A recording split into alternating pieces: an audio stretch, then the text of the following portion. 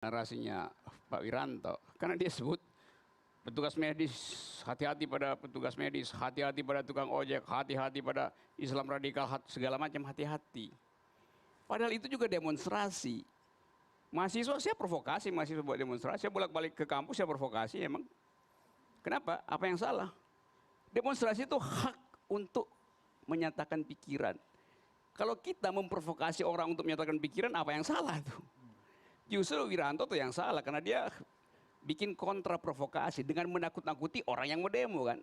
Kan jalan logikanya kan begitu. Dia panik dengan gerakan mahasiswa dan STM. Lalu berupaya untuk menghasilkan narasi baru yang sifatnya menakut-nakuti itu. Padahal demonstrasi itu adalah inti dari demokrasi.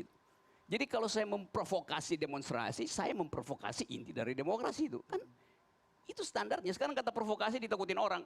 Ya provokasi aja, nggak ada soal. Tunggang ya pasti, tunggang menunggang itu hal biasa. Kan nggak ada demonstrasi yang nggak ditunggangi itu.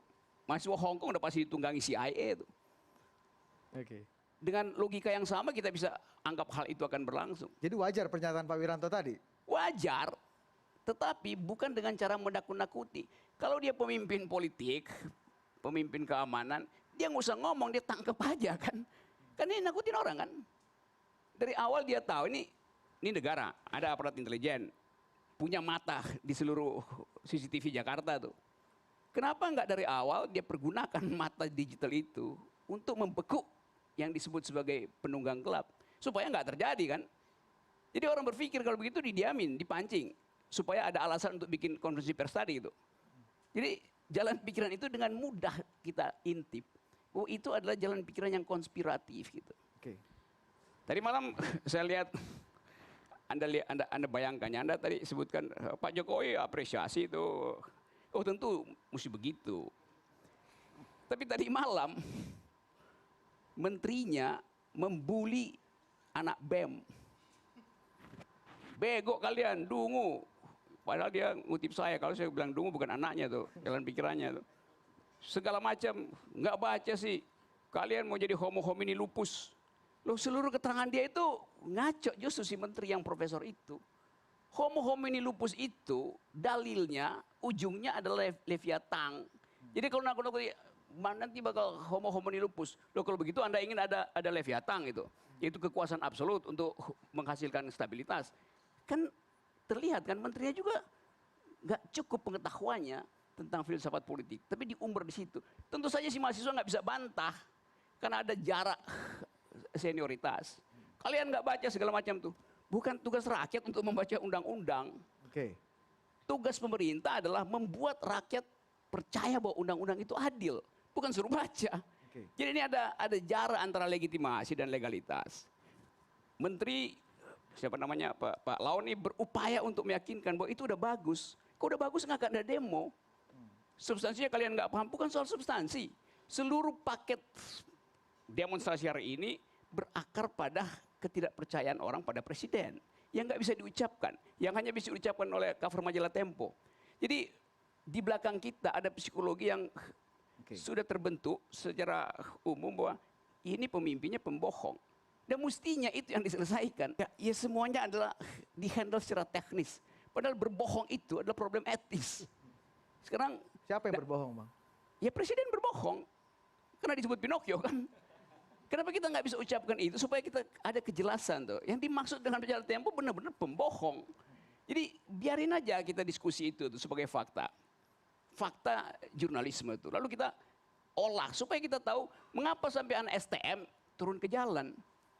Lalu tiba-tiba ada buzzer istana membuli anak STM. Kan ngaco kan? Lalu itu tentu saja anak STM itu nggak bisa nantang debat dengan buzzer istana.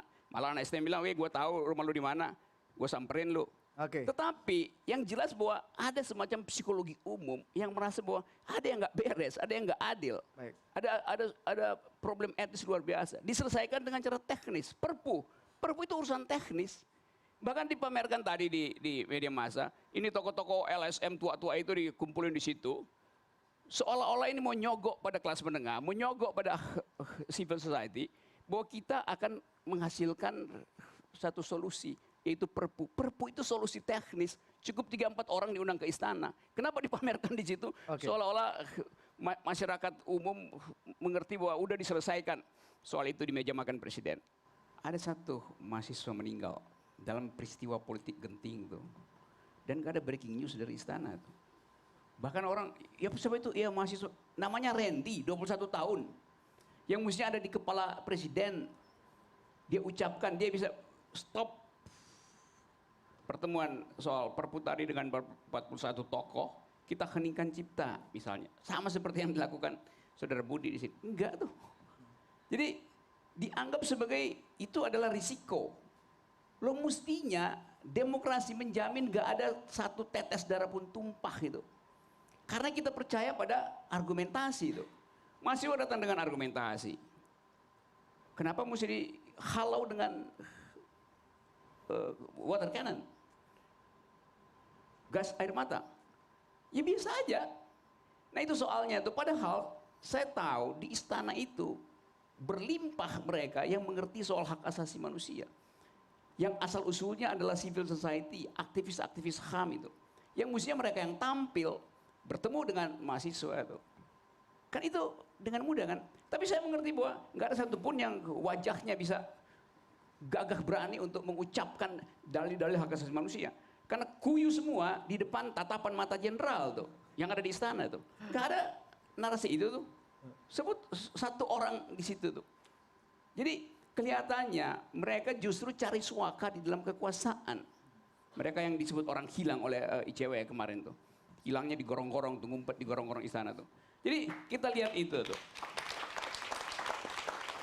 Telah terjadi kontras moral yang sulit dijembatani lagi. Sehingga ya udah bagaimana cara menjembatani satu kontras moral tuh. Itu soalnya tuh. Jadi pelariannya tadi adalah ini nanti akan membatalkan pemilu kata Pak Wiranto. Sekarang kalau pemilu nggak batal berarti Wiranto Pelantikan hoax. presiden. Pelantikan presiden. Pelantikan presiden. Kalau nggak batal berarti Wiranto hoax. Kalau ternyata juga batal itu bukan karena analisis Wiranto, wong intelijen nggak bekerja kok. Oke. Jadi itu soalnya itu. Gini ya, genting dalam aspek ada injustice, ada ketidakadilan yang dirasakan oleh publik itu. Itu soalnya itu. Tapi dibikin genting oleh kekuasaan karena dianggap akan membatalkan pemilu. Padahal justru kaitannya adalah kalau proses pemilu itu legitimasinya kuat, walaupun ada bara sosial, orang masih menghormati lembaga kepresidenan. Anda bayangkan sekarang, nggak ada tuh yang menganggap bahwa ini lembaga yang sakral, diolok-olok kemana-mana itu. Orang menunggu misalnya presiden tidak datang ke sidang PBB. Apa yang ada di kepala orang? Dia takut nggak pulang lagi tuh. Atau orang bilang dia takut nanti dibuatkan meme tentang ketidakmampuan bicara di forum internasional. Padahal kita perlu supaya kembali lagi ada kepemimpinan paling nggak kepemimpinan regional Oke. oleh Indonesia. Jadi ini satu paket keadaan yang memang tidak bisa dibaca oleh kekuasaan. Jadi itu sama seperti api di Kalimantan, di Sumatera, lahan gambut yang dia nggak tahu tuh sedalam apa tuh. Jadi kekuasaan nggak bisa baca bara sosial di bawahnya tuh. Karena dia terlibat dengan urusan teknis saja tuh. Jadi justice itu adalah urusan etis. Sakit hati dari kemarin itu pasti berlanjut sampai sekarang. Tapi jangan karena itu lalu dianggap bahwa wah semua orang potensial untuk membatalkan pelantikan. Jadi di kepalanya cuma pelantikan. Yang memang ada krisis legitimasi, ada defisit legitimasi sehingga orang punya semacam ya gagasan ramai kita batalkan pelantikan. Baik. Kalau presiden kuat secara legitimasi, dia nggak ada soal, nggak perlu. Jadi kan terbaca kecemasan itu dari keterangan Saudara Wiranto tadi.